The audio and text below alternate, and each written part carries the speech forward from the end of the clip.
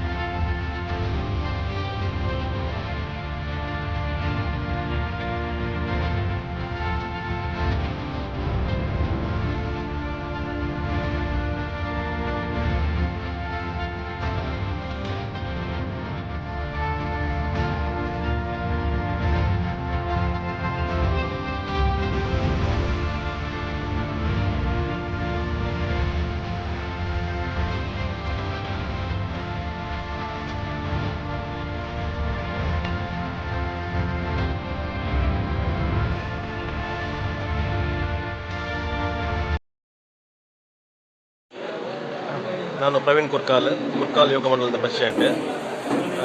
ಈಗಾಗಲೇ ಈ ಕೊರೋನಾ ವೈರಸ್ನಿಂದಾಗಿ, ಲಾಕ್ಡೌನ್ನಿಂದಾಗಿ ನಮಗೆ ಈ ಉದಯವಾಣಿ ಪತ್ರಿಕೆಯ ಮುಖಾಂತರ ತಿಳಿದು ಬಂದಾಗೆ ಈ ಜಿಲ್ಲಾಸ್ಪತ್ರೆಯಲ್ಲಿ ರಕ್ತ ಕೊರತೆ ತುಂಬ ಇದೆ ಅಂತ ತಿಳಿದು ಬಂದಿದೆ.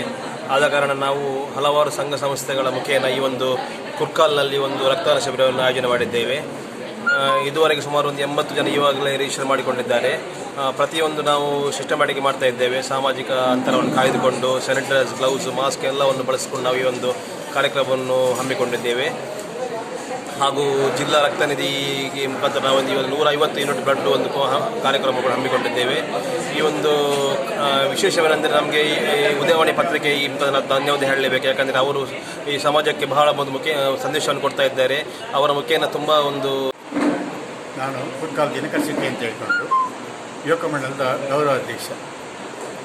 ನಮ್ಮ ಯುವಕರು ಮೊನ್ನೆ ತಾನು 2-3 ದಿನಗಳ ಹಿಂದೆ ತುರ್ತಾಗಿ ನಮ್ಮ ಜಿಲ್ಲೆಗೆ ರಕ್ತದ ಅವಶ್ಯಕತೆ ಇದೆ ಎಂಬ ಒಂದು ಮಾತನ್ನು ಹೇಳಿದ್ರಿಂದ 4-5 ಜನ ಯುವಕರು ಒಟ್ಟಾಗಿ ಕೂಡಲೇ ಇದಕ್ಕೊಂದು ಏನಾದರೂ ವ್ಯವಸ್ಥೆ ಮಾಡಬೇಕು ಎಂಬ ನಿಟ್ಟಿನಲ್ಲಿ ನಮ್ಮ ಅಧ್ಯಕ್ಷರಾದಂಥ ಪ್ರವೀಣ್ ಯೂಜಿ ಇವರ ಜೊತೆ ಸೇರಿಕೊಂಡು ಈ ಒಂದು ಸಂಘಟನೆ ಮಾಡುವ ಬಗ್ಗೆ ಒಂದು ತುರ್ತು ಸಭೆಯನ್ನು ಕರೆಯಿತು. ಅದರಲ್ಲಿ ನಮ್ಮ ಜಿಲ್ಲಾ ಆಸ್ಪತ್ರೆಗೆ ತುರ್ತು ರಕ್ತದ ಅವಶ್ಯಕತೆ ಇರುವುದನ್ನು ತಿಳಿದುಕೊಂಡು ನಾವು ತುರ್ತು ಸಭೆಯನ್ನು ನಡೆಸಿ ಇವತ್ತು ಈ ಒಂದು ಸಂಘಟನೆಯನ್ನು ಮಾಡಿದ್ದೇವೆ.